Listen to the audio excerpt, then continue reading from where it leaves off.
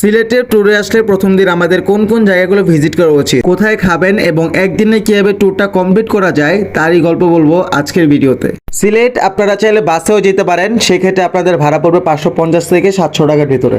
আর আমাদের মতো চাইলে রাতে ট্রেনও যেতে পারেন, সেক্ষেত্রে ভাড়া পড়বে 320 টাকা। সবকিছু ঠিক থাকলে পরের দিন ভোর 5টায় আপনারা পৌঁছে যাবেন সিলেট স্টেশন। আপনাদের এখন সবার প্রথমে কাজ সকালে নাস্তা করা। জনপ্রতি 50 থেকে 60 টাকার ভিতর নাস্তা শেষ করে ফেলবেন।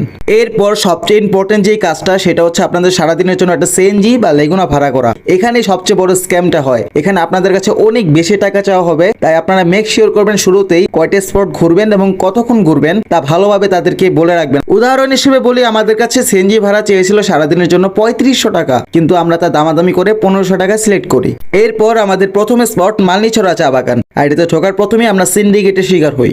মনে রাখবেন, মালনীছড়া চা বাগান ঘোরার জন্য আপনার কোনো গাইড দরকার হবে না, তারপরও ওরা আপনাকে এমনভাবে জোর জবরদস্তি করবে যেন আপনারা গাইড ছাড়া ঢুকতেই পারবেন না। তাই বাধ্য হয়ে আমরাও রাজি হয়ে গেলাম।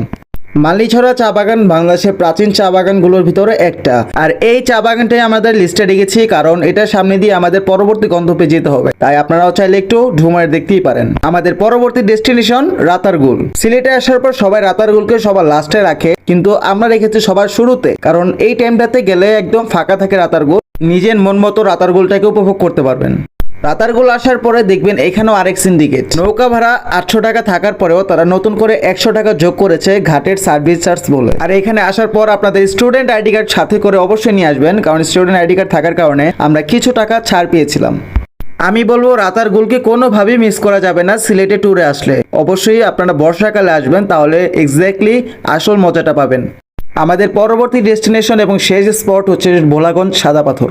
আমি বলবো সিলেটের সবচেয়ে সুন্দর যদি জায়গা থাকে তাহলে সাদা পাথর 1 নম্বরে। সাদা পাথর যাওয়ার পথে আপনারা সবচেয়ে বেশি উপভোগ করবেন এবং এই জার্নি আপনারা সারা জীবন মনে রাখবেন। সাদা পাথর স্পটে যাওয়ার জন্য আপনাদের এখানে নৌকা ভাড়া করতে হবে, যেটা 800 টাকা। আপনারা 2 জন হন বা 1 জন, আপনাকে 800 টাকায় দিতে হবে। তাই বেটার হয় আপনারা কোনো একটা গ্রুপের সাথে জয়েন হয়ে তারপরে চলে যান। সাদা পাথরের এই জার্নি আপনাদের হতে পারে জীবনের সেরা জার্নি, তাই কোনোভাবে এই স্পটটাকেও বাদ দেওয়া যাবে না।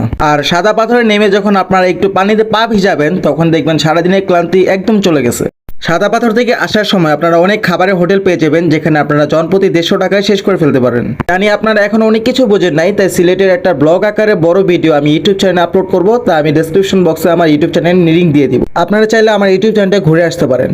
সবশেষে আবার আপনারা ট্রেনে করে আবার ঢাকা ব্যাক করতে পারেন, খরচ পড়বে ওই 320 টাকা। আমরা যেহেতু ঢাকা ব্যাক করার সময় ট্রেনের টিকিট পাই নাই, তাই নন এসি একটা বাসে করে চলে আসছে ঢাকাতে। জনপ্রতি খরচ পড়েছে 680 টাকা। আমাদের 2 জনের গ্রুপে জনপ্রতি খরচ হয়েছিল 2500 টাকা। আপনারা যদি এরকম ভিডিও আরও চান তাহলে আমার পেজটা ফলো দিয়ে পাশে থাকবেন।